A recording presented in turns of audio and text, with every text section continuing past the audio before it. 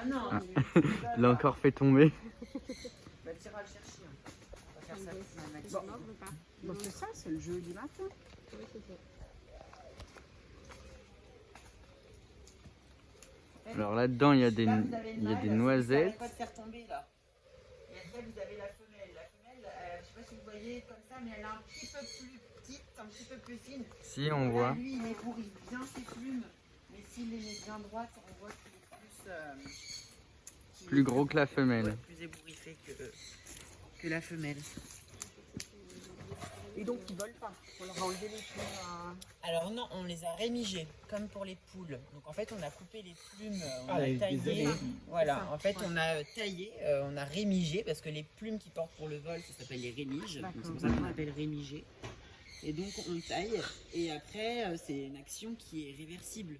Dès que la plume taillée tombe, une nouvelle repousse et on doit refaire. Donc si vous voulez, c'est indolore pour l'animal. Voilà. C'est comme si nous, on se coupait les ongles. D'accord. Donc ça, c'est quelque chose que vous contrôlez aussi ou bien... Bah, c'est quelque chose qu'on contrôle, oui, parce que déjà, ils sont pas habitués non plus à l'entièreté du site. Eux, ils sont toujours ici, donc ils voient que ce qui se passe là, ils ne voient pas. Donc si jamais ils étaient en hauteur, ils ne pourraient pas forcément se repérer. Et en plus, chez ces oiseaux-là, c'est pas forcément inné de descendre d'un arbre en piqué pour pouvoir justement regagner son endroit. C'est vraiment des apprentissages. En fait, en général, ils vivent en hauteur, hein, les perroquets.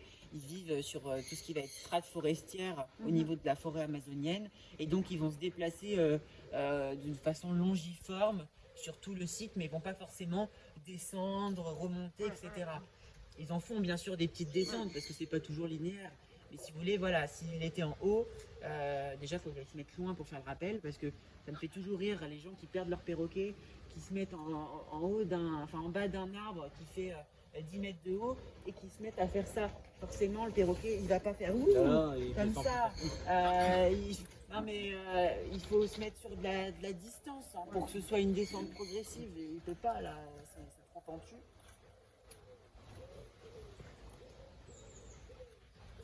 Donc, eux, pour le coup, voilà, ils peuvent pas voler parce qu'ils ont les plumes qui sont taillées. On le voit d'ailleurs un petit peu. Ah Vous voyez, oui, les, il y en a. hop, ça fait un côté qui est moins joli. Oui, Donc ça je vois. déséquilibre le vol en fait et donc du coup il se Du casse coup, un il peut petit pas peu la voler. figure. Mais quand on contrôle pas assez régulièrement, ça nous arrive des fois qu'ils s'envolent un petit peu à droite à gauche.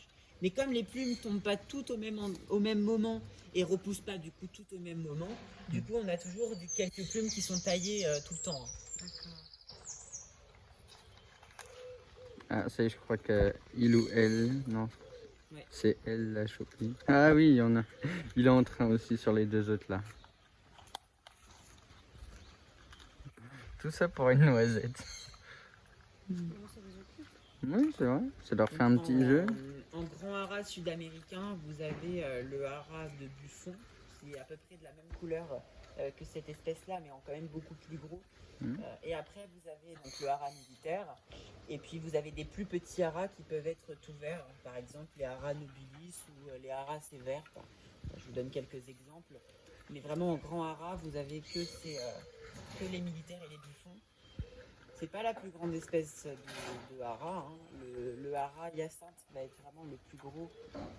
Juste une question comme ça. Alors là, le matin, vous les suivez, et le soir, on va partir. Aussi. On fait quoi? Vous les suivez Ah, aussi ça y est, avant il de l'a partir. trouvé. Vous les suivez, on les Bah, regarde. où est-ce qu'ils sont, s'ils sont... Après, ils peuvent être partis ailleurs. Ah non, bah pour le coup, comme ils peuvent pas s'envoler et tout ça, ils restent toujours là. Donc nous, on contrôle avant de partir parfois certains animaux. Ouais, non, mais ouais. Mais de toutes les façons, on a toujours un œil. Il y a toujours quelqu'un qui passe... Bah, il y a toujours un œil dès qu'on part, et puis après la nuit, vous avez les veilleurs. Ah, ok. Il y a des Donc, veilleurs la nuit. Il y a un elle, souci, c'est la femelle. voilà. Mais c'est pas Et des là, c'est le veilleurs mâle. animaliers. Hein.